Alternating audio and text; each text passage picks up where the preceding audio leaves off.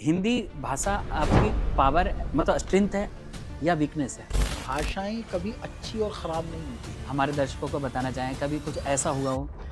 कि त्याग दी हर कामना निष्काम बनने के लिए 3 पहरों तक तपा दिन वाह! शाम बनने के लिए और घर नगर परिवार ममता प्रेम अपनापन दुलार राम ने खोया बहुत श्री राम बनने।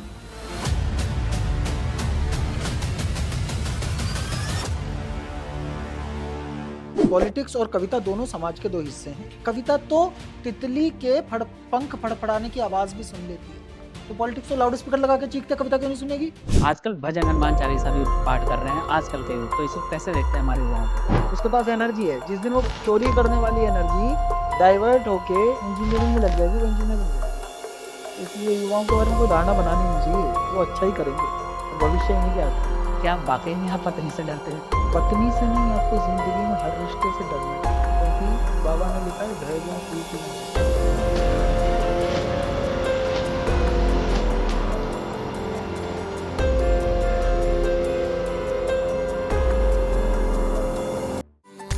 ये है टॉक विद टंडन, सबके दिल को छू ले। ये है टॉक विद टंडन, बातें प्यार की सुन ले। ये है टॉक विद टंडन, सबके दिल को छू ले। ये है टॉक विद। नमस्कार, आनंदा टॉक विद टंडन में आप सभी का स्वागत है। मैं हूं संतोष टंडन। कहा जाता है जीवन में जब आप बहुत टेंशन में आते हैं तो कुछ कविताएं आपको हंसने के लिए मजबूर कर देता है, और उनकी कविताएं क्या कमाल की होती हैं जिन्हें देखकर दुनिया कहती है वाह वाह क्या बात है। ऐसे अनगिनत प्रतिष्ठित मंच पे हमने आए दिन इन्हें देखा है काव्य पाठ करते हुए, और रेड फोर्ट पर लाल किला पे सबसे कम उम्र के ऐसे कवि जो संचालन किया था और पूरी दुनिया ने बहुत सराहा था, लपेटी में नेताजी। और ऐसे अलग अलग चैनल्स पे हमने इन्हें देखा है, लगातार कविताओं के माध्यम से प्रतिष्ठित मंच से हमेशा सम्मान मिला है। हाल ही में हिंदी अकादमी ने हमारे हिंदी साहित्य को जन जन तक पहुंचाने के लिए बहुत ही प्रतिष्ठित सम्मान से इन्हें सम्मानित किया गया है। लेकिन क्या है इनके जीवन की स्टोरी और कैसे एक व्यवस्थित जॉब को छोड़कर कवि बने, और हमें लगता है इतने सारे कंट्री में जाते हैं, आए दिन चैनल्स पे दिखाई देते हैं। जो अंधेरा को दूर करने वाला, इनका नाम ही चिराग है। आज हमारे साथ एक ऐसे सम्मानित कवि जो देश के सर्वश्रेष्ठ कवियों की गिनती की श्रृंखला में टॉप 10 में जिनका स्थान है, आज हमारे साथ उपस्थित हैं टॉक विद टंडन में। माँ सरस्वती के पुत्र जो पुरुषोत्तम के लिए जाने जाते हैं, शब्दों के रचनाकार हैं और 7 से भी ज़्यादा बुक्स हम लोगों को दिया है। आपने हिंदी साहित्य को जन जन तक, चाहे वो डिजिटल मंच हो या फिर लाइव मंच पे, आपने हमेशा शब्दों के साथ लोगों को गुदगुदाया भी है और बहुत अच्छे व्यंग के साथ जाने जाते हैं। आज के हमारे मेहमान आदरणीय कवि चिराग जैन जी। चिराग जी, आपका बहुत बहुत स्वागत है। कैसे हैं संतोष जी? पहले तो बहुत बहुत धन्यवाद कि आपने समय निकाला। और हमें लगता है कि जब भी मैं टेलीविज़न पे देखता था तो जैसे लोढ़ा जी एक तरफ बोल रहे होते और जैसे आपकी बारी आती थी तो हम लोग खूब खिलखिला कर हंसते थे। दैनिक जागरण के मंच पे आपको अट्ठास कराते हुए लोगों को देखा, और आप तो आए दिन, अब आजकल तो सोशल मीडिया में भी छाए रहते हैं, तो आपने वक्त निकाला था, पहले तो दिल से थैंक यू। धन्यवाद। सर, हमें लगता है कि जीवन की बहुत सारी कहानियाँ होती है, और हमारे इस पॉडकास्ट से मैं लोगों की जीवन की जर्नी के इंस्पिरेशनल स्टोरियों को ढूंढता हूँ, जिससे लोग घर बैठे अगर हमें कहीं से देख रहे हो, जो लगता है जो थक गया हो, हार गया हो, आपकी कहानी से थोड़ा उन्हें बल मिल सकता है, इंस्पायर हो सकते हैं और उन्हें जीने की चाह भी मिल सकती है। तो पहले तो हमें लगता है कि जीवन की जर्नी वहीं से शुरुआत करते हैं जहाँ से आपने, जब आपको इतना अच्छा जॉब मिल गया था, आप उस समय अथॉरिटी में थे, एयरपोर्ट, तो उस जगह जाने के बाद लोगों को लगता है कि अब तो मेरे डिज़ायर्स पूरे हो गए हैं। इतना अच्छा व्यवस्थित नौकरी थी, छोड़कर फिर कैसे शब्दों के साथ आप कविताओं में आ गए? संतोष जी, मेरा ऐसा मत है कि अच्छा और बुरा का कोई निश्चित पैरामीटर नहीं होता। आपकी रुचियों, आपकी अभिरुचियों पर ये निर्भर करता है कि कब आपके लिए क्या अच्छा है और कब आपके लिए क्या अच्छा नहीं है। उदाहरण, आप को भूख लग रही है हाँ, और आपको डिज्नी वर्ल्ड की एक राइड दी जाए और कहा जाए खाना नहीं मिलेगा, तो आपके लिए उस समय वो डिज्नी वर्ल्ड की जो राइड है वो बुरी हो गई। और आपका पेट भरा हुआ हो और आपके सामने 56 भोग रख दिए जाएं, तो अब वो आपके लिए अच्छा नहीं है। बिल्कुल। तो आवश्यकताएं और रुचि अभिरुचि उस तात्कालिक समय में, मैं जब जॉब में गया, मेरी फैमिली में मेरे पिताजी रेलवे से रिटायर्ड हैं और मेरे परिवार में मेरी सिस्टर हैं जिनकी जो एयरपोर्ट अथॉरिटी में एक अच्छे पद पर हैं, एक और सिस्टर हैं जो एयर इंडिया में थी उस समय। तो परिवार में एक जॉब कल्चर था अच्छा। और मेरे परिवार ने कभी मुझे कविता से रिलेटेड ना तो कोई ऑब्जेक्शन किया और ना कोई सपोर्ट किया। अच्छा। मतलब तेन त्यक तेन भुंजी था कि तुम तो अपनी हिल्ला करो, कुछ भी कर लो बस। ऐसे में क्या था कि ये जो जॉब लगी, इसको लगने में जो खुशी थी वो मेरे माँ बाप को ज़्यादा थी, मेरे परिवार को ज़्यादा थी। कि अब सेटल हो गया। और मुझे ये लग रहा था क्योंकि मैं तब तक 8-9 साल कवि सम्मेलन या जीवन बिता चुका था, हाँ। कविता से अनुराग हो गया था, तालियां अच्छी लगने लगी थी, लोग पहचानते थे, अच्छा लगने लग गया था, टीवी अच्छा लगने लग गया था। तो मुझे लगा नहीं यार, ये उस टेबल पे बैठ के ज़िंदगी नहीं काटनी। तो वरीयता बदल गई, इसलिए छोड़ दिया, क्योंकि हमें पता था एक विकल्प है हमारे पास। हाँ। हम आत्मविश्वस्त थे कि हम वहाँ जाएंगे और कुछ कर लेंगे। हाँ। वो अगर मैं असफल हो गया होता हाँ। तो यही मेरे लिए जिंदगी का सबसे गलत निर्णय रहा होता। हाँ। लेकिन अभी लोग उदाहरण देते कि देखो उसने नौकरी छोड़ दी, तो सफल हो गए तो छोड़ दी, हाँ। तो आज उदाहरण बन गए, वरना हम गाली बन जाते। इसलिए छोड़ दे कि मन था इधर कर लें, ये ज़्यादा बेटर है।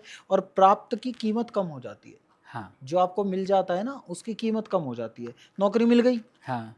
तो उसकी कीमत कम हो गई, ना मिली होती तो इतनी सफलताओं के बाद जिस मुकाम पर आज खड़ा हूँ, ठीक यहीं भी अगर खड़ा होता तब भी लगता है कि यार एक गवर्नमेंट जॉब और लग जाती है ना, तब बताते दुनिया को। हाँ। डिजायर। तो अब वो नहीं है, वो खलिश नहीं है हाँ। कि एक गवर्नमेंट जॉब लग गई। अब जब किसी ऐसे आदमी को देखता हूँ जो अपनी गवर्नमेंट जॉब पर बड़ा इतराने का प्रयास करे, हाँ। तो हमारे मन में एक वाक्य कौनता है, अहंकार से पूर्ण वाक्य होता है वो, हाँ। कि ये हम करके छोड़ चुके हैं।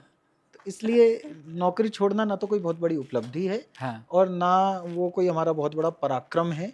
उस समय हमारे पास एक विकल्प था और हमें लगा कि हम इस क्षेत्र में करेंगे तो सृजन ज़्यादा बेहतर कर सकते हैं, इसलिए छोड़ा। तो घर वालों का क्या रिएक्शन रहा उस समय? जिस परिवार में सरकारी कल्चर हो और ख़ास तौर से भारत जैसे देश में सरकारी नौकरी छोड़ने से बड़ा अपराध कोई नहीं होता। कहेगा थाली सामने था इसने कि लात मतलब मार ये दी। यार एक वो ऐसा शब्द है जो मैं पॉडकास्ट पे बोल नहीं सकता, जो हमारी आम बोलचाल में चलता है, वो शब्द उसके लिए प्रयोग होने लगता है कि ये काम नहीं करेगा, ये तो काम चोर है, इसको मिली हुई नौकरी कौन छोड़ता है। हाँ। हमारे कहावत कही जाती थी कि जिसका अब कोई अपना मर जाए वो बैठ के रोता है और जिसका रोजगार चला जाए वो खड़ा खड़ा रोता है। तो ये सब वाक्य मैंने उस समय सुने, हाँ। लेकिन ये था कि अब छोड़नी है तो छोड़नी है। ऐसे ना छोड़ते तो मतलब फिर ऐसा कुछ करते कि सरकार हमें हाथ जोड़कर निकाल देती कि भैया तुम जाओ, तुम इस काबिल नहीं हो। अच्छा। तो इसलिए ये अभिरुचियों का प्रश्न था और मैं किसी को ये नहीं कहूँगा कि आप मेरे जैसे बनने के लिए, क्योंकि सफलताओं का कोई रास्ता भी नहीं होता। हाँ। मेरे जैसे बनने के लिए नौकरी मत छोड़ो, और ऐसा भी नहीं है कि नौकरी छोड़ोगे तो मेरे जैसे बन जाओगे। और मैं तो खुद अपने जैसा बनकर बहुत प्रसन्न नहीं हूँ, मुझे शायद कुछ और होना चाहिए। लेकिन ये है कि इच्छा अगर मन में है हाँ। और आपके मस्तिष्क में ये विचार है कि आप उस इच्छा को पूरा करने के लिए इस जिंदगी का निवेश कर सकते हो, हाँ। तो फिर कर गुजरो, फिर कर गुजरो। सब प्रयास करने का अधिकार सिर्फ उसे है जिसके पास असफल हो जाने की क्षमता हो। बहुत गहरी बात है ये तो। अगर आपको ये लगता है कि नहीं यार मैं तो सफल ही होऊंगा और सफल नहीं हुआ तो सुसाइड कर लूंगा, तो you are not suppose to try. फिर आप प्रयास मत कीजिए, फिर तो जो सहजता से प्राप्त है उसका सम्मान करके रहिए। लेकिन अगर आप अपनी इच्छाओं को सम्मान देना जानते हैं, हाँ। अगर आप अपने सपनों को साकार करने की कल्पना कर सकते हैं, हाँ। तो फिर उतर जाओ, लेकिन विफलता बर्दाश्त करने की क्षमता के साथ।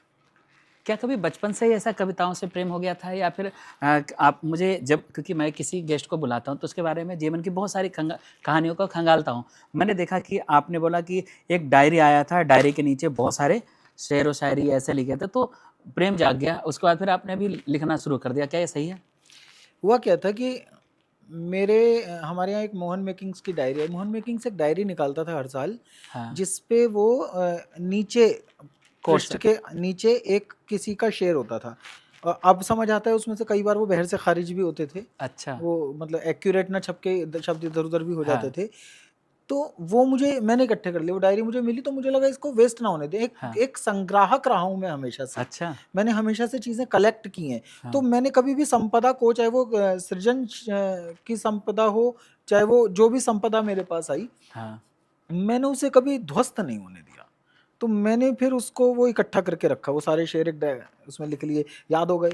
हाँ। वो एज ऐसी होती है कि चीज़ आसानी से याद हो जाती है। हाँ।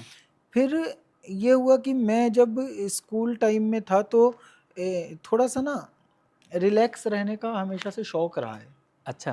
तो हमारा ये मन होता था कि हमें 12.5 रुपए के पास के पैसे घर से मिल जाते थे। हाँ। पिताजी जो थोड़े बहुत पैसे उसके लिए देते थे पॉकेट मनी के नाम के, हाँ। वो हम 2 दिन में निपटा देते थे। तो फिर शौक चढ़ गया कि ऑटो में चलेंगे, बस में नहीं चलेंगे। अच्छा। शौक चढ़ गया कि दिन में एक ब्रेड पकौड़ा खाना ही खाना है। तो अब ये सब शौक पूरे करने के लिए पिता, हम 4 भाई बहन थे, पिताजी की एक तनख्वाह होती थी, तो हाँ। उसमें ऐसा तो है नहीं कि हम ऐश कर सकते हैं। हाँ। आवश्यकताएं सब पूरी होती थी, लेकिन हाँ। आप उसके तो एक्स्ट्रा करिकुलर एक्टिविटीज़ जो होती थी हाँ। स्कूल की, हाँ। उनमें आप डिबेट बोलने जाओ, आप स्पीच बोलने जाओ, इनमें मिलते थे पैसे। अच्छा। 300 रुपये का प्राइस होता था, 200 रुपये का प्राइस होता था, तो 300 रुपये, जब 12.5 रुपये हाँ। का पास बनता हो तो 300 रुपये काफ़ी बहुत होते थे। मायने रखते हैं। हाँ। तो हमें लगा कि यार ये वाला काम ठीक है, पढ़ाई की पढ़ाई, हाँ। कमाई की कमाई। तो हम इसमें गए, हाँ। हम प्रतियोगिताओं में जाने लगे, स्कूल के लिए प्राइज आने लगे, स्कूल इसलिए खुश कि प्राइज आ रहा है। इतना योग्य स्टूडेंट तो मैं था हाँ। कि बहुत अनवरत किताबें पलटने की आवश्यकता नहीं होती थी। हाँ। कंसेप्ट समझ आता था और मैं कर लेता था। अच्छा। अच्छे खासे नंबर आते थे, मैं टॉप हाँ। स्टूडेंट्स में रहता था हमेशा। हाँ। ऐसे में एक दिन मैं एक कंपटीशन में गया, तो वहाँ पर जो उनकी ट्रॉफी थी हाँ। वो बड़ी खूबसूरत थी, और वो था स्वरचित काव्य पाठ प्रतियोगिता। अच्छा। हमें लगा यार ये तो हमें सीखनी, ये हमें जीतनी है। हाँ। अब वो कैसे जीते हैं, उसके लिए तो कविता चाहिए। हाँ। तो हमने वहाँ बाहर, डीएवी स्कूल था दरियागंज का, उसमें बाहर बैठ के हमने पेड़ के नीचे, उस समय मुशर्रफ आए थे, तो हमने शिखर वार्ता के खिलाफ एक कविता लिखवाई कि ये अच्छा। दिस इज़ वेरी रॉन्ग, हाँ। अभी तो ये सैनिकों को मार रहा था हमारे, अभी तो हाँ। हमारे शहीद कर दिए इसने, हाँ। और अब हम इसके लिए यहाँ फूल बिछा रहे हैं। तो हाँ। उस तेवर की एक कविता लिख डाली, बहुत चलताऊ किस्म का, मतलब एक बचकाना किस्म की जो वीर रस की कविता होती होगी वैसी सी, कि हाँ। कब पाकिस्तान को गाली दो और ग्रेट हो जाओ टाइप की। हाँ। तो वो हमने किया, उसमें हमें फर्स्ट प्राइज़ मिल गया।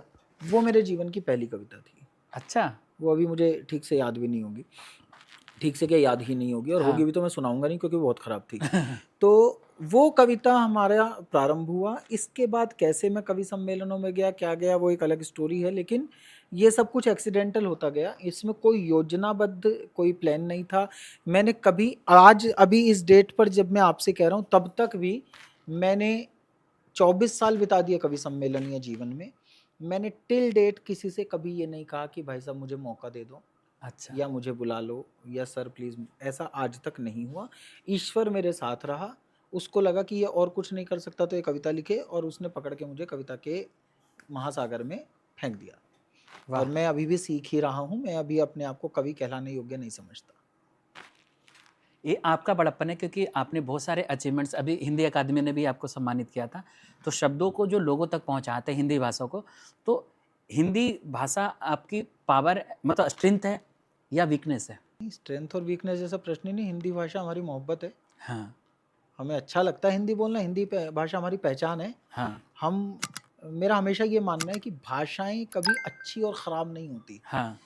भाषाओं का कोई अलग आइडेंटिटी नहीं होती, भाषाएं तो आपकी आइडेंटिटी होती हैं। हाँ। और किसी भी भाषा को हाँ। अगर आप उसके पूरे सौष्ठव के साथ बोलना जानते हैं, हाँ। अगर आप उसे उसकी पूरी भव्यता के साथ बोलना जानते हैं, हाँ। तो वो भाषा आपको समाज में और अधिक सम्मानित बनाएगी। बिल्कुल। लेकिन किसी भी भाषा को अगर आप तोड़ फोड़ कर बोल रहे हैं, तो वो उसी समाज में आपको परिहास का पात्र बना देगी। बिल्कुल। तो हमें हमेशा ये लगा कि हिंदी बोलें तो ठीक से हिंदी बोलें, हाँ। इसलिए हिंदी से प्यार हो गया, हाँ। और फिर हिंदी बोलनी शुरू कर दी। हिंदी मैंने कभी एज अ सब्जेक्ट नहीं पढ़ी। अच्छा। मैं मास कम्युनिकेशन का स्टूडेंट रहा, और 10वीं कक्षा तक जो हिंदी पढ़ी जाती है, हाँ। उतनी हिंदी पढ़ी है मैंने। लेकिन ऐसा नहीं है कि मैं हिंदी में मैंने कोई विशेष अध्ययन किया है, पर ये किताबों से प्यार था, हाँ। और किताबों ने हिंदी सिखा दी। कहा जाता है दिल्ली 6 में जो लोग रहते हैं, तो थोड़े चटोरे भी होते हैं। दिल्ली 6 के लोगों को जब भगवान बनाता है ना, तो एक्चुअली उसकी जो डाई है, हाँ। उसमें उसके उनके जबड़े में 2 बड्स एक्स्ट्रा हैं, जिनको टेस्ट बड्स कहा जाता है। वो एक्स्ट्रा हैं, तो उनको क्या है कि जैसे सामान्यतया आप जब अभी आपसे बात करते करते भी मेरे वो टेस्ट बड्स डेवलप हो चुके हैं। क्या होता है कि आपको जब भोजन दिखता है तो आप उसको स्वाद भीतर लेते हैं और तब आपके अंदर रस आना शुरू होता है। दिल्ली 6 वालों को भोजन का नाम ले लें, उन्हें रस आना शुरू हो जाता है। तो उनके जीवन की बड़ी बड़ी उपलब्धियों के साथ में एक उपलब्धि ये भी होती है हाँ। कि आज सुबह हमने शाम की कचौरी नगौरी हलवा खाया है, आज सुबह हमने कचौरी का नाश्ता किया, आज मैं लोटन के छोले खा के आया हूँ। ये उनकी उपलब्धियों में शुमार होता है, जिसको आप कभी काउंट ही नहीं करते। हाँ। तो हम लोग जीवन के हर पल को जीने वाले लोग हैं, हाँ। इसीलिए ये टेस्ट बड्स तो हमारे एक्स्ट्रा हैं। मैंने देखा कि आप जब कविताओं के माध्यम से लोगों को हँसाते भी हैं और कभी-कभी सटार भी करते हैं, व्यंग्य भी करते हैं। जैसे अभी मैंने एक काव्य पाठ आपका देखा था, आप पेट के लिए कुछ कह रहे थे कि जो मोटे लोग हैं वो उसके लिए भी आपने कहा कि बड़े-बड़े जो महँगे जो लग्ज़री कार होते हैं उसी में तो अ, होता है एयर बैग्स। तो ऐसे कविताएँ आप व्यंग्य के तौर पे देखते हैं या लोगों को ऑब्ज़र्व करके आप लिखना शुरू कर देते हैं? देखिए, कविता की स्थिति ठीक वैसी होती है संतोष जी, जैसे किसी बालक के जन्म की अवस्था। जब ये तय है कि एक स्त्री का गर्भ चाहिए हाँ, और उस गर्भ के अंदर एक प्राण आएंगे हाँ, और वो पलेंगे। हाँ, ये तय नहीं किया जा सकता कि वो जो जीवन आएगा, वो जो बालक आएगा, उसका रंग रूप कैसा होगा, उसकी आंखें कैसी होंगी, वो कितनी हाइट का होगा, वो लड़की होगा या लड़का होगा, हाँ, या उसके बाल किस कलर के होंगे, ये आप तय नहीं कर सकते। बिल्कुल। आपकी आकांक्षाओं के आसपास वो उत्पन्न हो जाए, हाँ, ये आपका सौभाग्य है। बिल्कुल। किंतु आप उसका पेंटिंग नहीं बना सकते प्लानिंग नहीं कर सकते। कि भैया ये ऐसा ही बालक हमें तो चाहिए, तो ऐसा वाला ही प्रोडक्शन हो इस मशीन हाँ, से, ऐसा नहीं हो ये सकता। स्वतः हो जाता है। कविता भी ठीक ऐसे है। अच्छा। कविता में क्या है, मैंने एक थॉट देखा। हाँ, मैंने यहाँ देखा कि ये 4 लोग बैठे हुए हैं और वो आपस में बात कर रहे हैं, और बात करते करते 5 मिनट के अंदर उन लोगों ने अपने मोबाइल उठाए और वो हाँ, मोबाइलों में लग गए, बैठे साथ में लेकिन बात नहीं कर रहे। हाँ, ये थॉट किसी के लिए एक सामान्य घटना हो सकती है, हाँ, मेरे लिए कविता का विषय बना। मैंने जैसे इसको कविता का विषय बनाया, अब मैं इस थॉट पर लिखना शुरू कर रहा हूँ।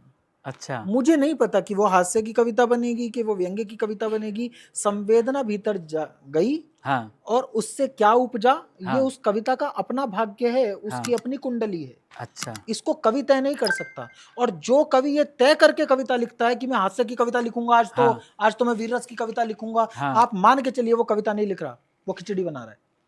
अच्छा, उसकी पूरी रेसिपी है उसके पास हाँ, कि इसमें इतनी दाल डालनी है, इतना मसाला डालना है, वो कुकिंग कर रहा है। ही इज अच्छा, not a poet at all. अच्छा, अगर आप कवि हैं हाँ, तो आप रचना के साकार हो जाने से पहले हाँ, 7 जन्म में नहीं बता सकते कि उसका क्या स्वरूप होगा। अच्छा। जब लिख देते हैं तो लगता है कि यार ये कैसे। कविता अपना स्वरूप स्वयं बनाती है। हाँ। जैसे आप लाल किले में लाल किले पे जब आपने बहुत कम युवा, हमें लगता है युवा कवि जो मन संचालन किया और इतने सारे बड़े-बड़े कवियों के साथ, उस समय का अनुभव, और कौन-सा साल था वो? मैं सन 2002 से हिंदी कवि सम्मेलनों में सक्रिय हूँ, हाँ, और पहली बार मैंने लाल किले पर कविता पढ़ी सन 2016 में, अच्छा, और जबकि मैं दिल्ली में ही रहता हूँ। हाँ, एंड 2019 में मैंने पहली बार लाल किले का संचालन किया। अच्छा, तब मेरी आयु रही 34 साल। अच्छा, पर मुझे कभी भी ऐसा नहीं लगा इनमें से किसी भी घटना में। हाँ, मैं आपको एक बड़ी अच्छी घटना बताता हूँ संतोष जी। हाँ, एक ना सुब्रमण्यम साहब थे जो AIFX के डायरेक्टर रहे। ठीक है। तो मेरी एक किताब आई थी, मन तो गोमुख है। मन तो? गोमुख है। अच्छा, वो गोमुख है। ब्लैंक वर्स और फ्री वर्स पोएट्रीज थी हाँ, उसमें। हाँ, तो मैं उनके पास वो किताब लेके गया हाँ, और उसके हर पृष्ठ को मैंने खुद डिज़ाइन किया था। हाँ, उसकी डिज़ाइनिंग भी मैंने की थी। अच्छा, बहुत खूबसूरत किताब थी वो। हाँ, और कविताएं भी, क्योंकि जब नया नया प्रसव होता है उस समय माँ को बालक अधिक खूबसूरत लगता है। तो हाँ, नई नई किताब आई थी तो मुझे वो ज़्यादा खूबसूरत लग रही थी। हाँ, मैं उनके पास लेके गया, मैंने हाँ, उन्हें किताब दी हाँ, और उन्होंने वो किताब यूं देखी, यूं हाँ, पलटी सी मारी, इसकी जैसे ऐसे मारे, हाँ, इसको किताब को देखा, यूं हाँ, किया और हाँ, वापस यूं रख दिया। अच्छा, अब मुझे बड़ा गुस्सा आया। मैंने हाँ, कहा यार, मैंने इतनी मेहनत से किताब तैयार की हाँ, और तुमने इसे उठाया और 1 सेकंड भी नहीं देखा। तो मैंने कहा जी एक बार आप उसे देखिए, मैंने उसके हर पेज पर मेहनत की है, उसकी डिजाइनिंग देखिए। हाँ, हाँ, उन्होंने मुझे एक वाक्य कहा जो हाँ। मुझे लगा कि अगर आप सफलता चाहते हैं, हाँ। अगर आप विकास चाहते हैं, उन्नयन चाहते हैं, हाँ। तो ये एटीट्यूड होना चाहिए। उन्होंने मुझसे बोला, चिराग ये काम पूरा हो गया, अब अगला करो। अच्छा। जिस क्षण काम हुआ, हाँ। संपन्न हुआ आपके हाथ से, उस क्षण उसे छोड़ के अगला करो। तो लाल किले का संचालन मेरे लिए इतनी बड़ी उपलब्धि कभी भी नहीं रही अच्छा। कि जिसको मैं ये कहूँ कि मेरे पोर्टफोलियो का एक हिस्सा हो गया और मुझे कोई भारत रत्न टाइप की चीज़ मिल गई। वो काम पूरा हो गया। हाँ। वो जैसे मैंने अब तक 25-26 कवि सम्मेलन किए, उनमें से 2000 के संचालन किए होंगे, हाँ। तो उन्हीं में से एक वो था। हाँ। That's it. इससे अधिक ना तो उसकी कोई भूमिका है और ना इससे अधिक सोचना भी चाहिए, क्योंकि हाँ। फिर आप वहाँ स्टक हो जाते हो। आप हाँ। किसी भी उपलब्धि से मोहब्बत करने लगो हाँ। तो फिर आप वहाँ रुक जाते हो। हाँ। आपको उपलब्धियों को प्रेमिकाओं की तरह लेना चाहिए। हाँ। जैसे ही आप उसे पत्नी की तरह लोगे तो फिर वो दूसरी नहीं मिलने देगी। कुमार विश्वास जी, क्योंकि हमें लगता है ऑरा चेंज हो गया। पहले कवियों की एक जैसे वेशभूषा अलग होता था, उसकी पैमाना भी और उसके प्रासंगिक भी बहुत कम होता था।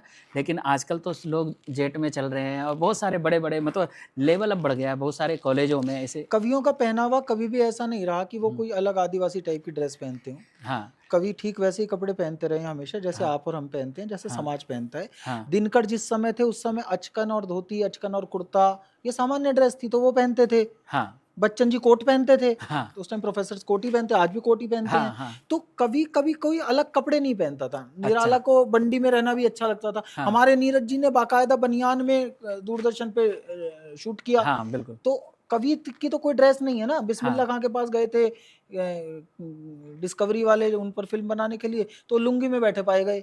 हाँ। तो कलाकार से हाँ। आपको बेटी थोड़ी ब्यानी है, नहीं। उससे तो कला सुननी है। हाँ। हाँ। इसलिए कवि का कभी कोई पहनावा नहीं रहा। अच्छा। कवियों का हमेशा ये रहा कि चूंकि हर आदमी बेहतर जीवन जीना चाहता है, हाँ। तो कवि भी चाहते रहे होंगे हाँ। कि थोड़ी सी बेहतर जिंदगी मिल जाए। हाँ। लेकिन ये रहा कि अपने जीवन को सुखी बनाने से और दूसरे की संवेदना गाने में जब चयन करना था, हाँ। तो कवियों ने दूसरे की संवेदना को वरीयता पे रखा, अच्छा, अपनी भूल है। तो अपना पिछड़ गए। हाँ। कवि का रईस हो जाना कोई अपराध थोड़ी है। नहीं, नहीं, नहीं। आगे शान से रहते थे हाँ। और मतलब बहुत मैनेज्ड आदमी थे। हाँ। तो कवि कोई किसी पैरामीटर में नहीं बन सकता। कवि अच्छा। के लिए सभ्य मतलब बिल्कुल 100% नैतिक और डिसिप्लिन्ड होना, हाँ। ये भी गलत है, और 100% इनडिसिप्लिन्ड होना भी गलत है। अच्छा। कवि के लिए सिर्फ एक ही चीज अच्छी है, वो है सहज होना। अच्छा। जब आप सहज हो जाएंगे तो फिर आप कवि हो जाएंगे, और जब आप बनने लगेंगे तो मेहनत तो बनने पे जा रही है ना, हाँ। तो फिर आप खराब हो जाएंगे। जिस आदमी को बहुत अच्छा कपड़े पहनकर बिल्कुल टिप टॉप रहना अच्छा लगता है, हाँ। वो जिस दिन खराब कुर्ता पहन के निकलेगा और कपड़े मसोस के हाँ। पहनेगा और हाँ। जूते गंदे करके निकलेगा, उसके लिए उसे एफर्ट करना पड़ेगा, हाँ। क्योंकि वो तो उसका स्वभाव है। हाँ। और जो ऐसे रहता है नागार्जुन जी की तरह, हाँ। बाबा नागार्जुन रहते तो बिल्कुल बिंदास, हाँ। फकीर की तरह, हाँ। फक्कड़। तो अब बाबा नागार्जुन को आपसे ये कह दो कि भैया तुम्हें तो बिल्कुल रविन्द्रनाथ टैगोर की तरह बिल्कुल फिट एंड फाइन चलना है, हाँ। तो वो उनके लिए मुश्किल हो जाएगा। तो सहज रहना कवियों के लिए बेटर। आपने अब तक 7 से भी ज़्यादा किताबें लिखी है। जब किताब लिखते हैं, ये जो पीरियड होता है, तो आप दुनिया से दूर रहते हैं या आप उसमें खोए रहते हैं?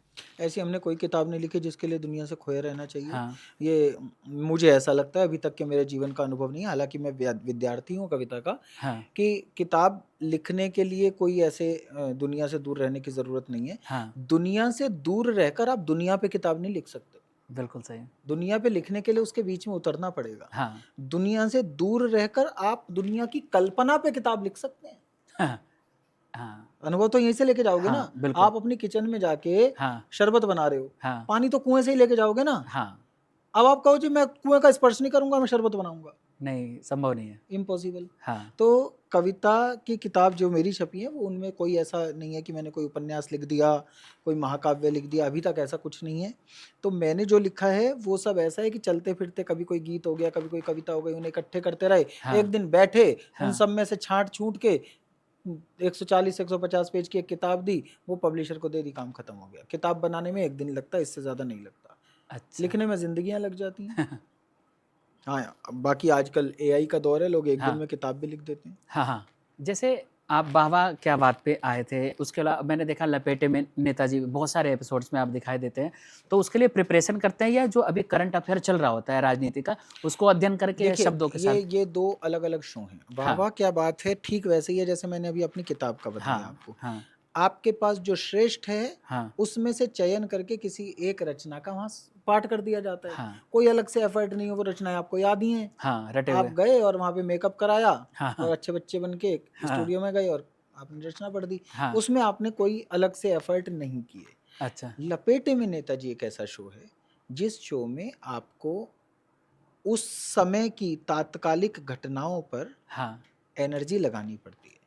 तो आप क्या करते हैं, आप उस समय के ट्विटर को, हाँ, आप उस समय की तमाम घटनाओं को, अखबार को, हाँ, उस समय की तमाम घटनाओं को आप देखते हैं, हाँ, आप उस समय के जगत से वाक़फ़ियत लेते हैं हाँ, और तब आप ये सोचते हैं कि आज मुझे इस विषय पर लिखना है, तब आप खिचड़ी बनाते हैं, अच्छा, तब आप बाकायदा कुकिंग करते हैं।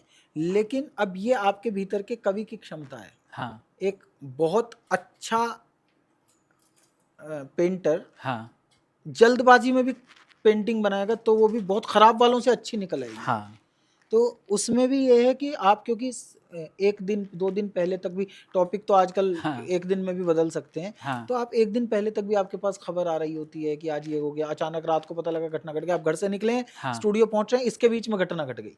अच्छा, करंट तो सिचुएशन। अब आपको उस सिचुएशन पे लिखना है, हाँ, तो वो तात्कालिक ही होता है।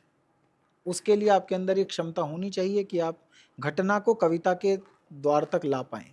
अच्छा। कोई ऐसी रचना जो अगर हमारे दर्शकों को सुना सके, जो आपके दिल के करीब मेरे दिल के बहुत है? रचनाएँ करीब हैं। कोई ऐसी रचना? देखो क्या होता है, जो आदमी बहुत ज़्यादा लिखता है ना तो संतोष जी, उसके साथ ये रहता है कि वो ये चयन नहीं कर पाता। कन्फ्यूज़ है। जैसे आपके पास अगर 2 ही शर्ट हैं, हाँ, तो आप 3 मिनट में तैयार होके बाहर आ सकते हैं। हाँ, लेकिन अगर आपकी वार्डरोब भरी हुई है, तो आपको तैयार होने में बहुत टाइम लगेगा। तो मैं सौभाग्य से वो व्यक्ति हूँ जिसकी वार्डरोब भरी हुई है। तो मैं कभी ज कोई एक रचना सुनानी हो तो बहुत मुश्किल हो जाता है। मैं एक पॉज़िटिव शेर सुना देता हूँ आपको हाँ, कि जिसको तुम नाकामी कहकर थक कर बैठ रहे हो ना, अच्छा, उससे केवल 4 कदम पे मंजिल का दरवाज़ा है। अच्छा।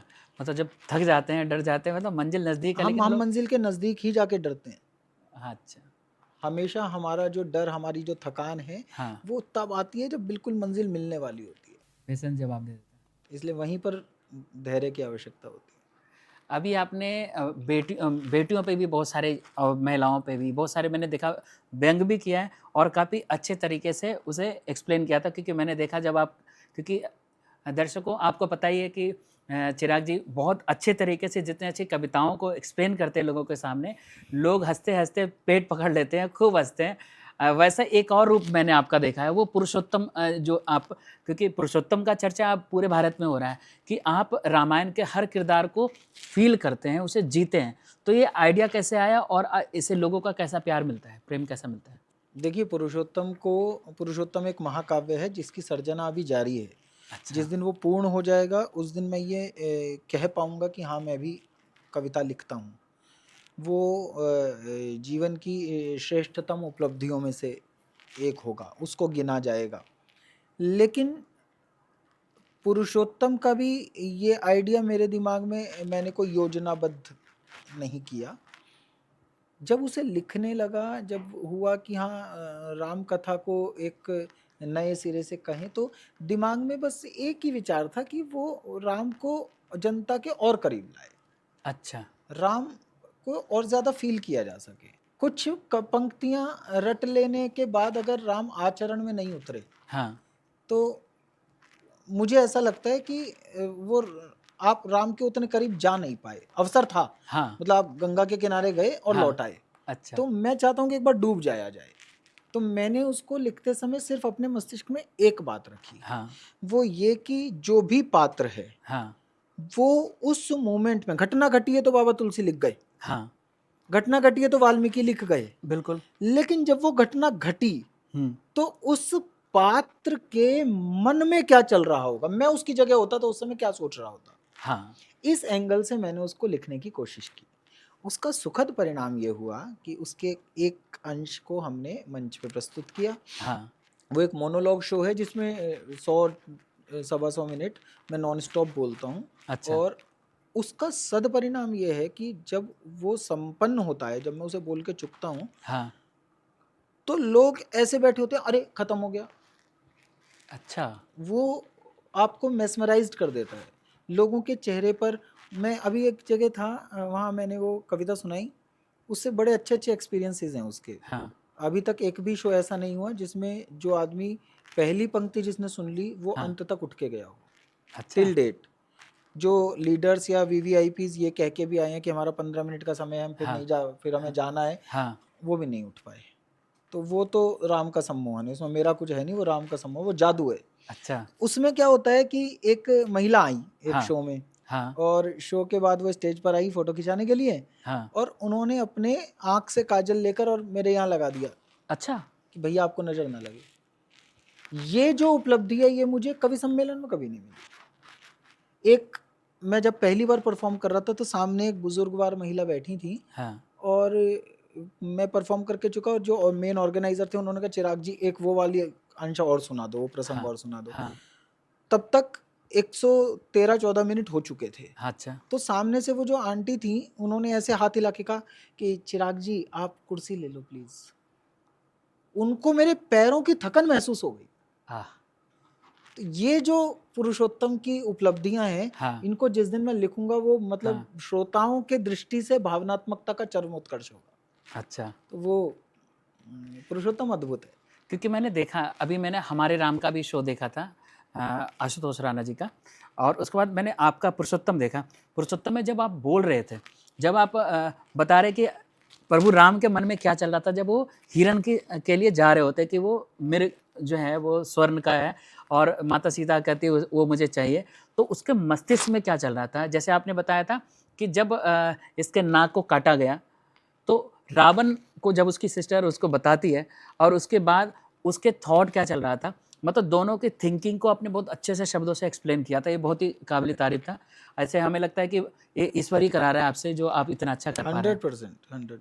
वो तो सरस्वती जब राम जी को साथ में जिद करके ले आती हैं किसी कवि के द्वार पर, तब वो राम पर लिखता है। अच्छा। और ये बड़ा मुश्किल से घटित होता है। मणिकंचन संयोग है, ज्योतिष में तमाम योग बन जाते हैं कुंडली में। हाँ। मणिकांचन योग एक ऐसा योग है जो बहुत मुश्किल से मिलता है, उसके कॉम्प्लिकेशंस बहुत मुश्किल हैं। गुरु और शनि एक साथ आ जाएं हाँ। और वो त्रिकोण में स्थापित हों, वो केंद्र हाँ। में स्थापित हो, तब जाकर वो बनेगा। इनकी इतनी डिग्री हो हाँ। तब जाके मणिकांचन बनता है। तो राम की कविता लिखने योग्य जब राम किसी को समझते हैं तब तो ये बहुत मुश्किल काम है। एक अच्छा अनुभव है, क्योंकि आपने इतने साल दिए इस जीवन को, लगातार इतने सारे शोज आपने किए हैं। कभी ऐसा कोई लम्हा जो आप लोगों का इतना ज़्यादा प्रेम मिलता है उसको हमारे दर्शकों को बताना चाहें? कभी कुछ ऐसा हुआ हो? नहीं, हमें तो कवि सम्मेलन में नौकरी छोड़ के इसीलिए आया था कि वहाँ रोज ही ऐसा होता है। हाँ। वहाँ रोज ही लोग चमत्कृत होते हैं, हाँ। हंसते हुए लोग भी अच्छे लगते हैं, हाँ। और खूबसूरत बात यह है कि जब उनकी आंखें भीग जाती हैं वो भी हाँ। अच्छे लगते हैं। हाँ। तो कवि आपके जीवन में दो ही ऐसे अंग हैं हाँ। जहाँ से आपका मन अभिव्यक्त होता है। हाँ। एक तो आपकी मुस्कान, हाँ। एक आपके आंसू। हाँ। और कविता में ये क्षमता है कि आपके इन दोनों अंगों को सक्रिय कर देता है। अच्छा। आप रो भी सकते हैं और आप हंस हाँ। भी सकते हैं।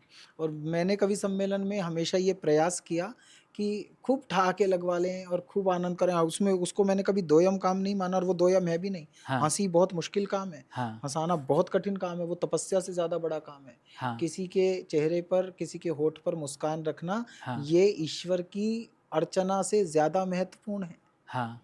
क्योंकि मुस्कुराता हुआ मनुष्य ईश्वर को पसंद है, उससे ईश्वर खुश होता है। हाँ। तो किसी को खिलखिलाना, खिलखिलाहट देना, हाँ। ये भी एक पूजा है। हाँ। और उसके बाद उसके मन में जो भावनाओं का उद्वेग आया, हाँ। और वो एकदम गरम गरम आंसू बनकर और उसकी आंखों से ढला। आहा, हाँ।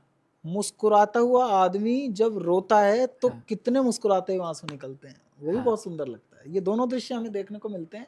तो कवि सम्मेलन हमें ये उपलब्धि देता है, इसलिए रोज हमें बहुत अच्छा। मेरी निवेदन है, क्योंकि दर्शकों को जैसे पता चला कि चिराग जैन जी आ रहे हैं, तो थोड़ा सा मैं चाहता हूँ एक थोड़ी सी झलक, थोड़ी सी। हाँ, मैं कुछ सुना देता हूँ। हाँ। मैं हमेशा बिंब लेकर चलता हूँ, तो मैं पौराणिक बिंब हाँ। लेने का प्रयास करता हूँ। हाँ। मुझे ऐसा लगता है संतोष जी, जैसे ही आप थोड़े से सफल होते हैं हाँ। तो सहज जो किसी के मन में जागती है वो होती है ईर्ष्या। हाँ। आपके पड़ोसी, आपके रिश्तेदार, जैसे हमारे लिए कहा जाता है, मैं कई बार ये बात कहता था हाँ कि जब मैं कुछ भी नहीं था ना, हाँ तो हमारे रिश्तेदार हमारे घर वालों को शादियों में इनवाइट नहीं करते थे। जब मैं कुछ भी नहीं था ना, तो हमें इग्नोर किया जाता था। और आज वो लोग हमसे कहते हैं भैया तू ना आएगा तो हमारी शादी नहीं होगी। ये मेरे अहंकार को पुष्ट करती थी ये बात। ठीक। फिर एक दिन मैं चमत्कृत हुआ इस बात से कि यार जब मैं कुछ भी नहीं था तो उन्होंने मुझसे वो व्यवहार किया जो कुछ भी नहीं के साथ करना चाहिए। अच्छा मैंने कुछ उपलब्धियां हासिल कर ली, तो अब वो मुझसे वो व्यवहार कर रहे हैं जो कुछ उपलब्धियां हासिल करने के वाले के साथ करना चाहिए। तो वो तो अच्छे लोग हुए। मैं इस लायक बनाया खुद को कि वो मेरा सम्मान करें। हाँ तो सम्मान के लायक बनोगे तभी तो सम्मान मिलेगा। हाँ तो वो जब आप सम्मान के लायक नहीं थे और आपका सम्मान नहीं कर रहे थे तो क्या गलत कर रहे थे? इसीलिए मुझे लगता है कि ये जो सम्मान तक पहुंचने वाला कगार है, हाँ उस मोमेंट का सम्मान करना चाहिए। अब 4 पंक्तियां सुने हाँ कि त्याग दी हर कामना निष्काम बनने के लिए, 3 पहरों तक तपा दिन वाह शाम बनने के लिए, और घर नगर परिवार ममता प्रेम अपनापन दुलार, राम ने खोया बहुत श्री राम बनने के लिए। वाह ये जो सफर है, हाँ इस सफर का सम्मान करना चाहिए। ऐसे कोई श्री राम नहीं बनता, कोई मर्यादा भी। पुरुषोत्तम राम नहीं बनता। हाँ राम तो बहुत बड़ी बात हो गई। हाँ ऐसे तो कोई रावण नहीं बन सकता। उसके लिए उस दौर का सबसे बड़ा खलनायक, हाँ उस कथा को सर्वाधिक इम्पैक्ट करने वाला कैरेक्टर आफ्टर राम, हाँ वो भी ऐसे ही नहीं बन जाएगा ना। हाँ उसके लिए भी तो कुछ करना पड़ेगा ना। हाँ आजकल बहुत डिजिटल ज़माना हो गया है, लोग बहुत सारे डिजिटल पोएट आते हैं, बहुत सारे लोग कविताएं सुनाते हैं। तो डिजिटल जो है वो ये संचार का जो क्रांति है वो अच्छा है या ख़राब है कविता के लिए या एक कवि के लिए? देखिए, माध्यम कभी भी अच्छा खराब नहीं होता। हाँ माध्यम ठीक ऐसे होता है जैसे चाकू का आविष्कार किया गया सब्जियां बिनारने के लिए। कोई उससे मर्डर कर दे तो इसमें चाकू की कोई गलती नहीं है। अच्छा तो माध्यम जितने भी हैं वो मनुष्य की सुविधाओं के लिए निर्मित होते हैं। हाँ उसके बाद मनुष्य इतना प्रतिभाशाली है हाँ कि वो उनके दुरुपयोग कर लेता है। कोई अच्छा और ख़राब नहीं होता। डिजिटल माध्यमों से ही हम पहुंच रहे हैं, हाँ लेकिन ये शऊर नहीं सीख पाए कि उसका यूज़ कैसे करना है। अच्छा अभी शोले का ट्रेलर बना, ठीक है।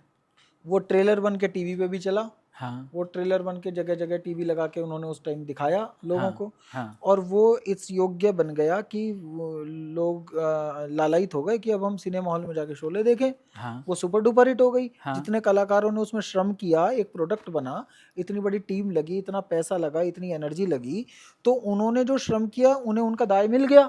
हाँ लेकिन अगर वो टीवी पर ही पूरे शोले चला देते, इतना तो सीखना पड़ेगा। हाँ भाई, कवि सम्मेलन में क्या घटित हो रहा है, 3 हाँ। घंटे के कवि सम्मेलन में से हाँ अगर आपने 10 मिनट का ट्रेलर निकाला, हाँ 10 मिनट की क्लिप्स निकाले हाँ और वो आपने इंटरनेट पर डाल दिए, हाँ तो लोगों तक मनोरंजन भी पहुंचा, लेकिन साथ में ये प्यास भी पहुंची क्यूरियोसिटी फेस का है कि हाँ क्या कि है? आप कवि सम्मेलन पूरा देखें। हाँ लेकिन इधर से लगा के एक आदमी ने कैमरा हाँ और मार पूरा कवि सम्मेलन मास्टर पे शूट करके हाँ। और उठा के डाल दिया। उसमें वो बीच में कवि को खांसी आ गई थी, उसमें एक कवि पीछे से उठ के जा रहा था, उसमें अचानक सामने से एक चप्पल पहन के निकला, उसमें गली में कवि सम्मेलन हो रहा था, आगे कुत्ता आ गया, ये सब भी जा रहा है। अच्छा तो डिस्टर्बेंस ये कवि सम्मेलन को प्रचारित नहीं कर रहा, हाँ ये कवि सम्मेलन को डिफेम कर रहा है। हाँ तो आपको ये समझना होगा हाँ कि उस माध्यम का प्रयोग कर। लोग कहते हैं साहब फेसबुक बहुत खराब चीज़ है, और ये कहते भी फेसबुक पे ही है। माध्यम भी वही है, प्लेटफॉर्म भी। आपको ये समझना होगा कि हाँ। फेसबुक खराब नहीं है, हाँ आपको शऊर नहीं आया उसका। मैं फेसबुक पर एक रील डालूं, मेरी टीम फेसबुक पर एक पोस्ट डाले, हाँ और उसके बाद मैं लगा रहा हूँ सारा दिन उसके लाइक्स करने में, और मैं लगा रहा हूँ सारा दिन उनके कमेंट्स के जवाब देने में। कुछ लोग व्यूज़ देखते हैं, कुछ अब्यूज़ देखते हैं। हाँ जो मेरे मित्र होंगे वो ये हाँ। देखेंगे कि इसकी पोस्ट पर व्यूज़ कितने आ रहे हैं, हाँ और जो मेरे शत्रु होंगे वो देखेंगे देखो इसके नीचे गाली कितनी आ रही हैं। तो ये आपका दृष्टिकोण है। फेसबुक पर व्यूज़ और अब्यूज़ दोनों है। हाँ आपका दृष्टिकोण है कि आप क्या देखना चाहते हो। तो माध्यम कोई खराब नहीं है। जिन लोगों ने इन डिजिटल माध्यमों का प्रयोग करके स्वयं को ब्रांड बना लिया, हाँ उन्हें इसका उपयोग करना आया। जो नहीं बना पाए वो इसको गाली दे रहे हैं। हाँ इसलिए गाली नहीं दे रहे हैं कि ये खराब है, हाँ। इसलिए गाली दे रहे हैं कि हम सफल नहीं हुए तो साले को गाली दो। तो माध्यम कोई खराब नहीं है। मनोज मुंतशिर ने बहुत सारी रचनाएं लिखी, माँ के लिए भी लिखा, राम जी के गानों के साथ। अब जो रामायण में उन्होंने एक बहुत बड़ी त्रुटि कर दिया था, तो क्योंकि आप पुरुषोत्तम कर रहे हैं, पुरुषोत्तम में भी क्योंकि कभी कभी जन भावनाएं आपसे प्यार करती है, लेकिन एक मिस्टेक से आपके लाइफ को बहुत ज़्यादा नुकसान भी हो जाता है। तो आप भी बड़े फूक फूक के कदम रखते होंगे, जैसे उन्होंने एक बहुत बड़ा मिस्टेक किया था रामायण बनाने में। मुझे उस घटना का नहीं पता। अच्छा। मुझे ये पता है कि मैं राम को हाँ। अपने करीब महसूस करके हाँ। लिख रहा हूँ। अच्छा। उसके बाद मेरी 4 पंक्तियाँ मैं पढ़ देता हूँ हाँ। कि मेरा काम सफ़र करना है, पथ का निर्धारण उसका है, अच्छा। मैं अपना किरदार जीऊँगा, बाकी निर्देशन उसका है। सब अभी मैंने पीछे कोटेशन डाली, हाँ। देखिए आप जन भावना एक ऐसी चीज़ है जिसका कोई पैरामीटर सेट नहीं कर हाँ। सकते। इसी ही बात पे वो जन भावना अभी भड़क जाएगी हाँ। और इसी बात को अभी वो जन भावना सपोर्ट करने लगेगी, क्योंकि सोशल मीडिया सबके हाथ में दे दिया गया है, हाँ। उसको यूज़ करने का शऊर नहीं दिया है। बिल्कुल। अभी एक पॉडकास्ट आपका ही मैं देख रहा था, हाँ। उसमें एक देवी जी बता रही थी कि साहब गाना बना और उसको जो है वो डिलीट करवा दिया। वो गया कितना 400 कुछ मिलियन। हाँ। अब इतना गया हुआ वो गाना, हाँ। वो हिट हुआ तो जन भावना से हिट हुआ, हाँ। उसको डिलीट करवाया तो जन भावना ने डिलीट करवाया। हाँ। तो जन भावना कौन सी वाली सही थी, एक पहली तो वाली सही थी या बाद वाली सही थी? मीरा को उस समय की नैतिकता ने जहर दे के मार दिया, वो जन भावना थी। हाँ। आज उसी मीरा के वही भजन हम आरती बनाकर गा रहे हैं, ये एक जन भावना है। हाँ। तो ये इसका सही और गलत का कोई निर्धारण नहीं है। आप आज किसी को खराब कह रहे हो, कल हाँ। उसको बहुत अच्छा कहोगे। अटल जी जब प्रधानमंत्री थे तो उनके भी आलोचक थे, हाँ। आज अटल जी आइडियल हो गए। हाँ। जब नेहरू जी प्रधानमंत्री थे तो उनके भी आलोचक थे, हाँ। आज नेहरू जी गाली खा रहे हैं, आइडियल हो गए। हाँ।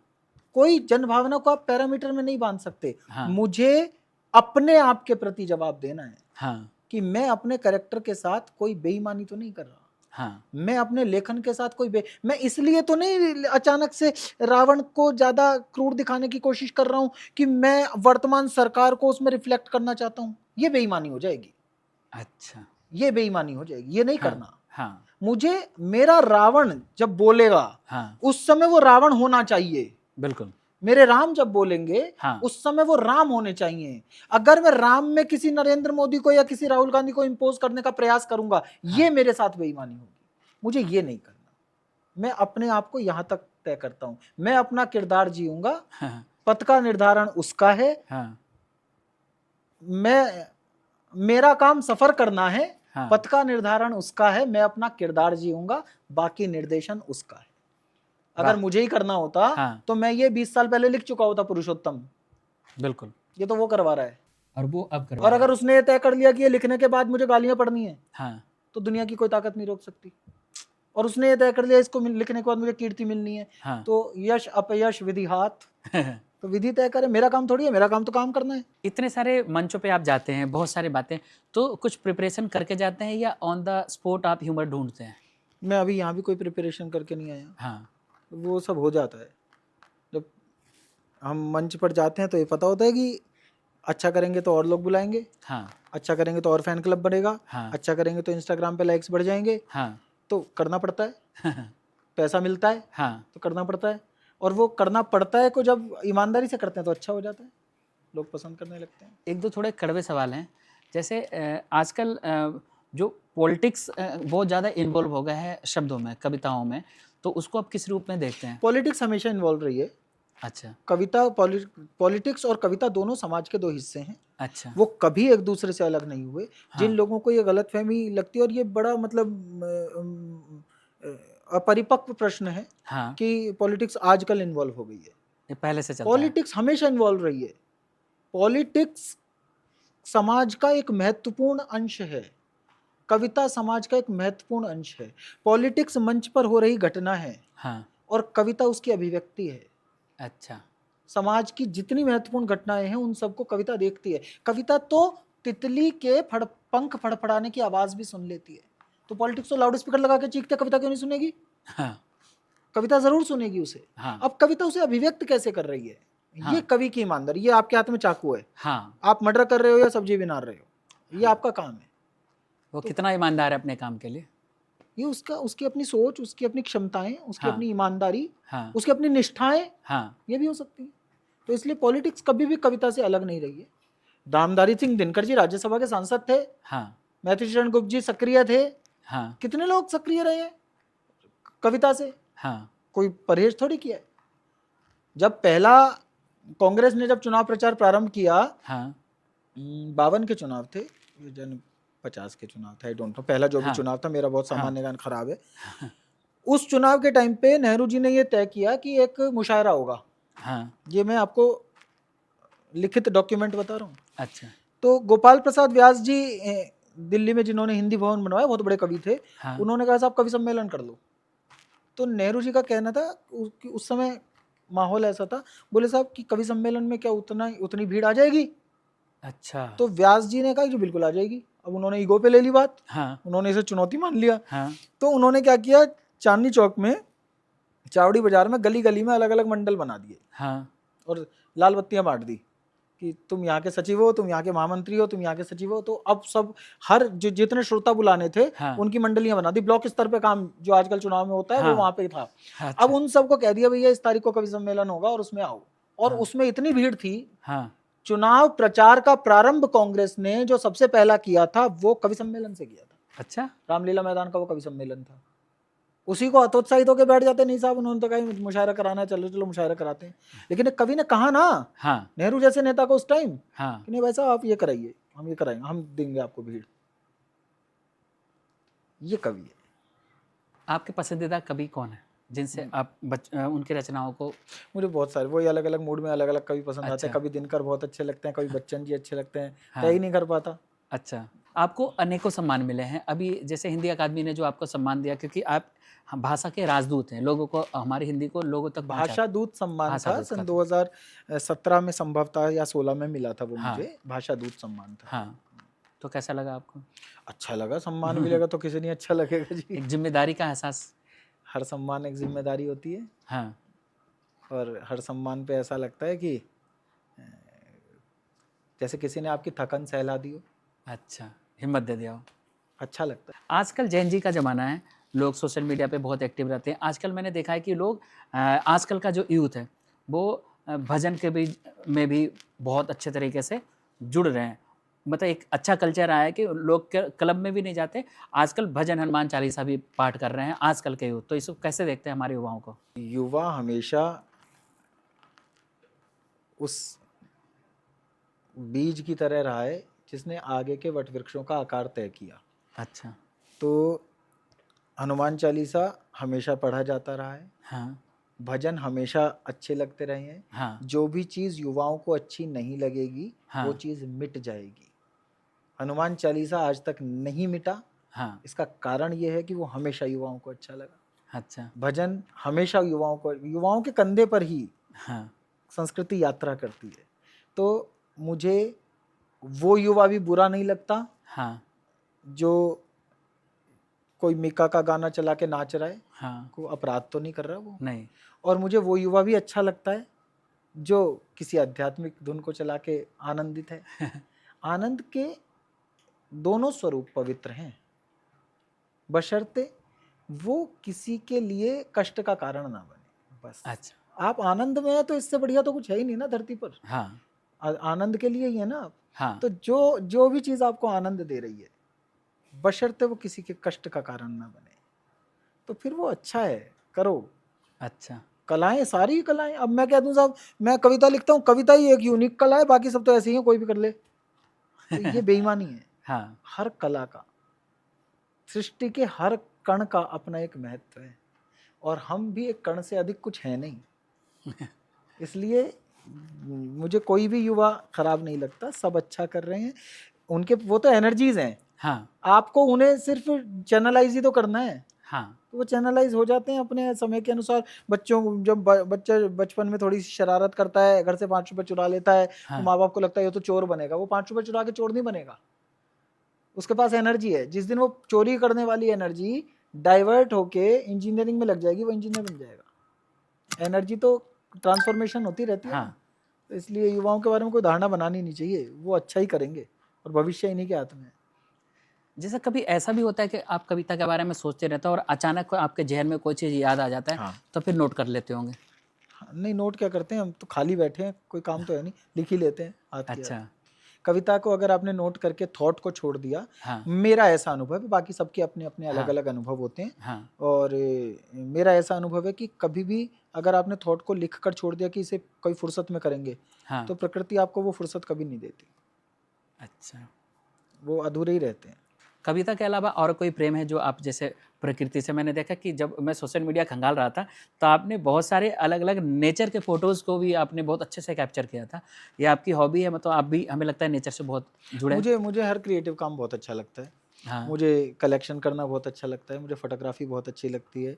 मैंने खूब कम से कम 6-7 हज़ार फ़ोटो तो मेरे अपने क्लिक किए हुए होंगे मेरे पास। अच्छा लेकिन जब मैं उनकी ओर बढ़ता हूँ तो मुझे लगता है कि ये कविता के साथ बेईमानी हो गई। मुझे डिज़ाइनिंग बहुत अच्छी लगती है, मैं कोरल पे डिज़ाइनिंग करता हूँ, हाँ मैं फ़ोटोशॉप पे डिज़ाइनिंग करता हूँ, मुझे बहुत आनंद आता है। हाँ। और जब मैं वो कर रहा होता हूँ, मुझे वीडियो एडिटिंग बहुत अच्छी लगती है, मैं खुद वीडियो एडिटिंग कर लेता हूँ, जबकि ये सब अच्छा। चीज़ें मैंने टेक्निकली कभी नहीं सीखी। हाँ। तो मुझे हर क्रिएटिव काम अच्छा लगता है।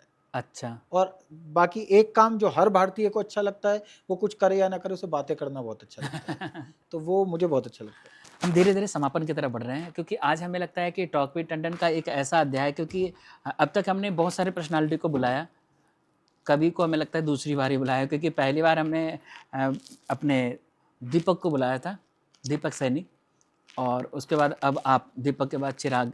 तो ये दोनों ही बड़ा नाम ऐसा है कि लोगों को उजाला भरते हैं, और काफ़ी अच्छा लगा, क्योंकि एक ऐसे व्यक्ति से बात करना जो सरस्वती का पुत्र हो, इतनी सारी कविताएं आपने लिखा है और बेबाकी से आप हर बात कर रहे हैं, क्योंकि आपने ये भी बोला कि कोई प्लान करके कोई कविता लिखा नहीं जाता, आप अब ऑटोमेटिक एक शेप बन जाता है, वो ईश्वर के चमत्कार का ही होता है और आपके शब्दों का। लेकिन एक बात है कि जब आप लोगों को हँसाते हैं ना, तो आप भी उसके साथ खो जाते हैं और आपका प्रेजेंटेशन बहुत कमाल का होता है।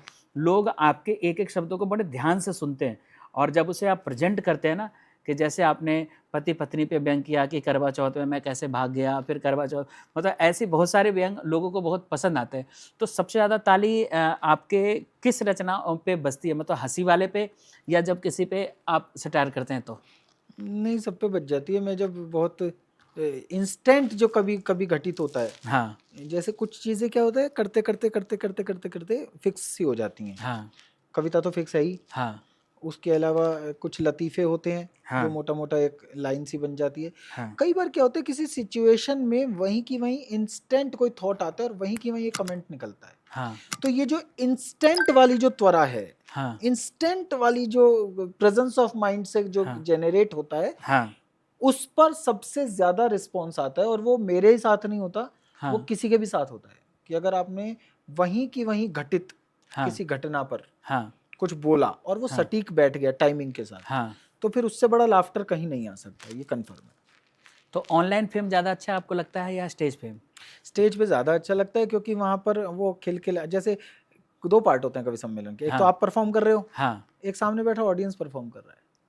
अच्छा, तो जब आप ऑनलाइन परफॉर्म करते हो तो आप तो आनंद दे रहे हो, आपको आनंद नहीं मिल रहा, मिस क होते, हाँ, आप दीवार के सामने खड़े होकर बोल रहे हो, हाँ। तो वो ऑनलाइन में बहुत मज़ा आता नहीं है। लेकिन कोविड पीरियड में तो लोग ऑनलाइन बहुत सारे, आपको सुना था आपके तो मिलियंस में जा रहे थे कोविड में हम लोगों ने शुरू किया था, हुँ। हमारे पास नवभारत टाइम्स से एक फ़ोन आया कि साहब हम ऑनलाइन कवि सम्मेलन कराना चाहते हैं, कवि सम्मेलन बंद हो गए थे। हाँ, तो हमने उनसे कहा ठीक है करा लेंगे, लेकिन शर्त हमारी एक ही है, पैसे मत देना, पर फ्रंट पेज पर उसकी न्यूज़ चाहिए। अच्छा, उससे फ़ायदा हुआ कि लोगों को लगा कि नहीं नहीं बंद नहीं हुए, हो सकते हैं, तो फैल गया। हाँ, उसके बाद हमने कवि सम्मेलन किए अच्छा, कोविड के दौरान, हाँ, और खूब किए। ऑनलाइन करते थे, मज़ा नहीं आता था, हमें नहीं हाँ, आता था, हाँ, लेकिन लोगों को आता था। तो उस टाइम हम लोगों ने ये ट्रेंड शुरू किया और हाँ। हम इसमें सफल रहे। क्योंकि लोगों को सामने आई जो कांटेक्ट होता है, उसके बाद हम बात करते हैं तो बहुत सारे आप तो इमीडिएट पकड़ते हैं बहुत सारी चीज़ों को, और सामने जब व्यंग करते हैं तो मज़ा आता है।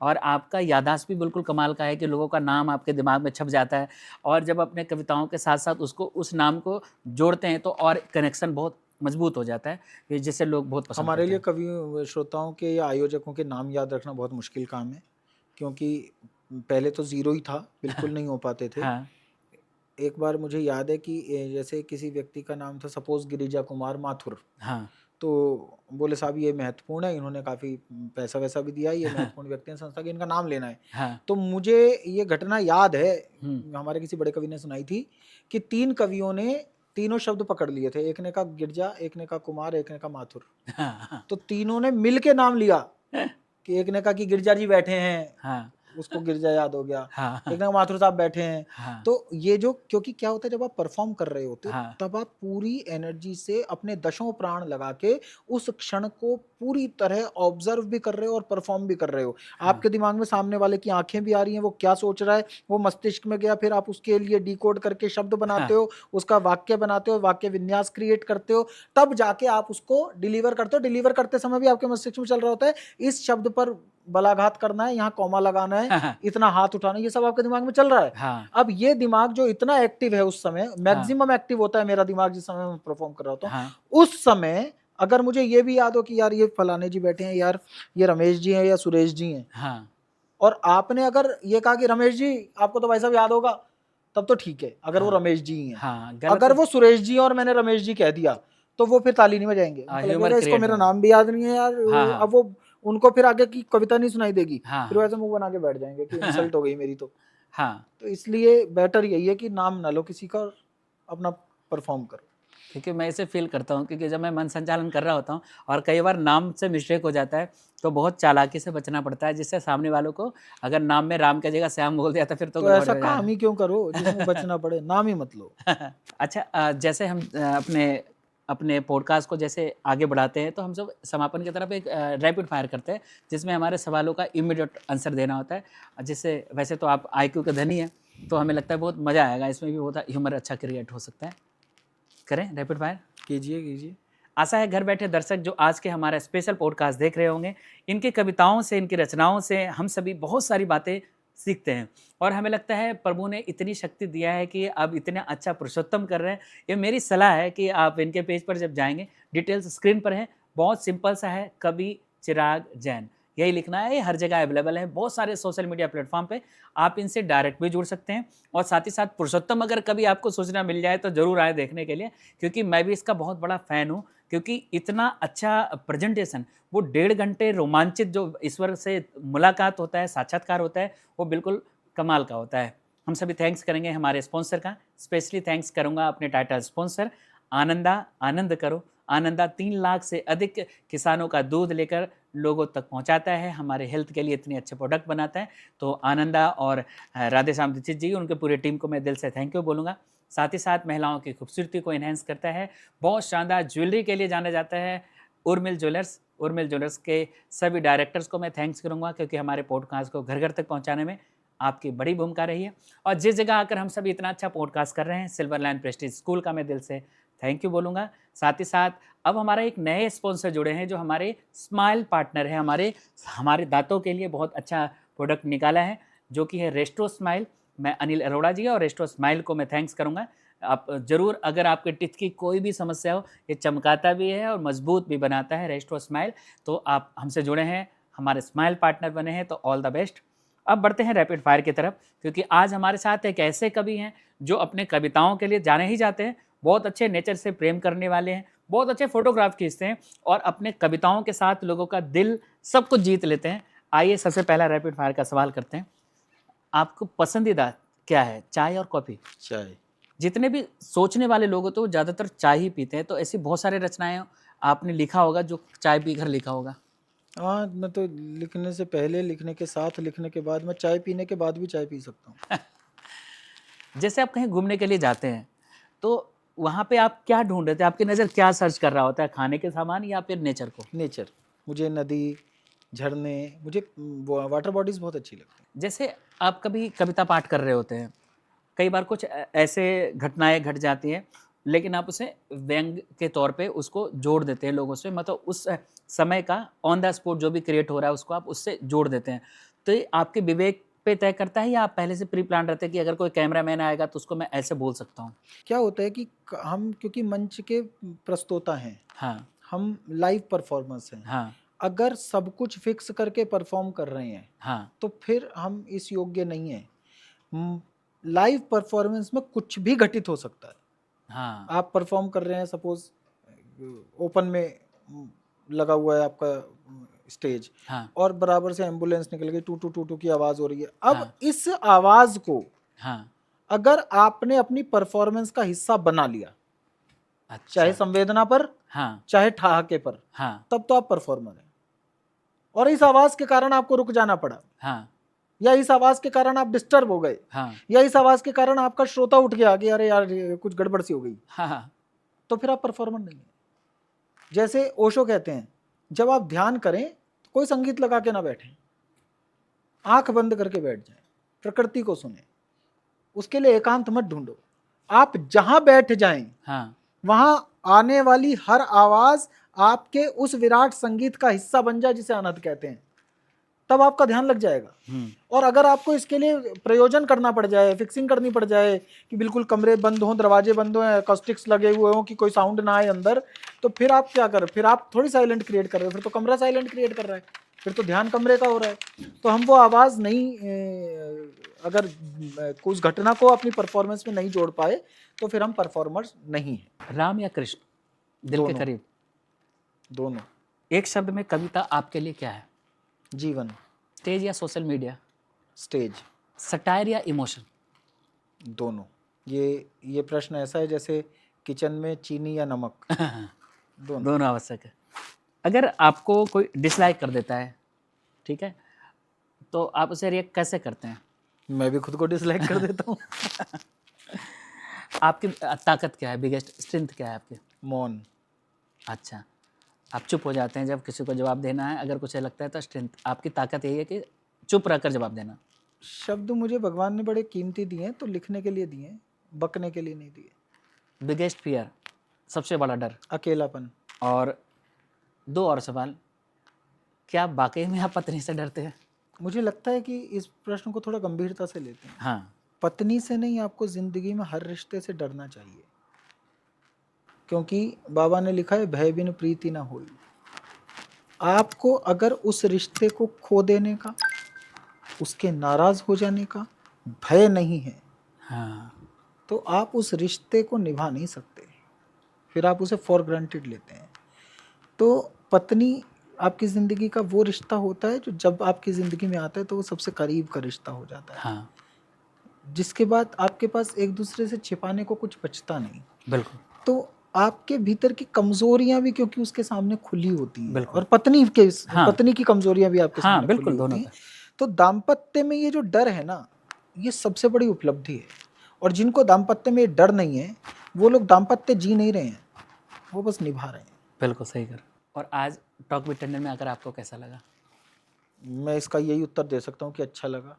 मुझे कैसा भी अच्छा, ये आप किसी से भी पूछोगे, नहीं, कोई भी गेस्ट व्यक्तिगत आएगा। अनुभव, क्योंकि बहुत सारे चीज़, क्योंकि आपने हमें बहुत संघर्ष करते हुए देखा है और हमने भी बहुत संघर्ष करके यहाँ तक मैं आपके किसी जैसे। की भी संघर्ष के बाद मैं हमेशा कहता हूँ कि मंच बनाना बहुत आसान लगता है लोगों को, हाँ लेकिन जिसने इसको बनाने के लिए रातें जागी होती हैं उसको पता होता है कि किस बल्ली में कहाँ कौन सी कील कमज़ोर है। बिल्कुल सही कर तो रहे हैं। इसलिए जब भी ऐसा कोई स्टूडियो देखता हूँ, जब हाँ। भी ऐसे किसी व्यक्ति को देखता हूँ, तो मुझे हमेशा ये लगता है कि ये अपने पैरों से चलकर पूरा किया सफ़र है, उसका सम्मान किया जाना चाहिए। तो पहले तो दिल से थैंक यू, आपने बहुत आज टॉक विद टंडन के लिए समय निकाला।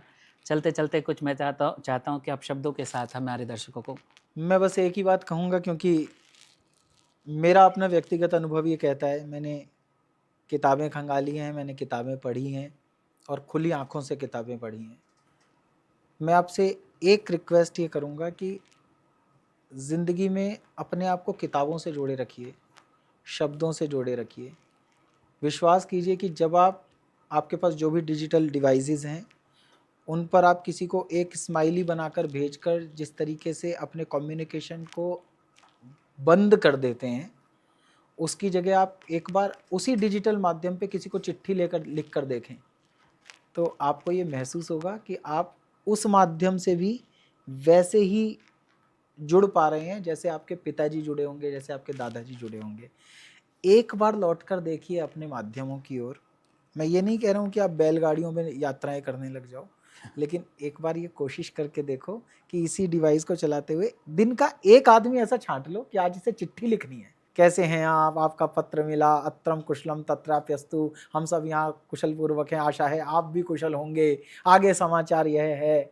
ये एक बार करके देखो तो आपको लगेगा कि रिश्तों की जो नमी सूख गई है, उन पर फिर किसी ने छिड़काव कर दिया है।